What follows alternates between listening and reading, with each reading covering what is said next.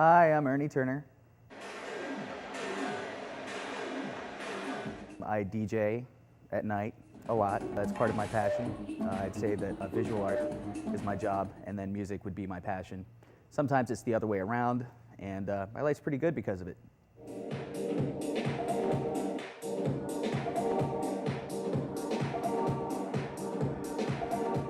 I've often found that somebody who's a really, really great visual artist, it's easy for them to make the transfer over to great musician, great producer, all of that. And people actually have said this once about one of my pieces, which was like the best compliment ever. They're like, man, it's like music for my eyes. That's perfect. That's exactly what I'm going for. And I think a great track is like visual art for your ears. I think they work back and forth. To me, they're exactly the same, just interpreted differently by the mind.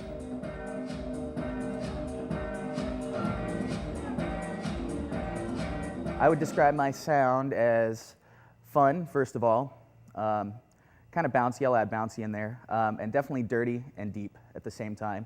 And hopefully all over the board, really. That's the cool thing about techno and house music is that it's just really, it's a metronome. It's something that's set up as a platform for kind of a design a sound type of thing, where you can really take the 360-degree wheel of music and go anywhere you want to within a matter of time. And it's really just all set to a metronome that allows you to dance to it and have fun with your friends.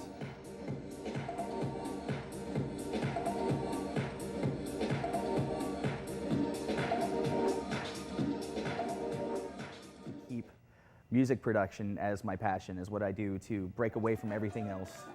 The difference, I suppose, between me and most DJs would simply be that I try not to be most DJs. I don't play the same stuff ever, because there's just so much out there. There's no need to do that. You know, you should be an individual with the music you play. Really, I believe that in most cases, we'd like to think as DJs that the crowd kind of tells us what they want, and it kind of becomes a telepathic thing, and that's what you hope for. You can tell when you're on, and when you're on the crowd and it's like you're connected, and you have to keep that connection. So I think it's kind of a unity thing. I kind of feel like within a couple, 3 hours, which is what we're usually given as DJs to control the crowd emotionally, that you should go through a gamut. There should be a bit of a roller coaster in there.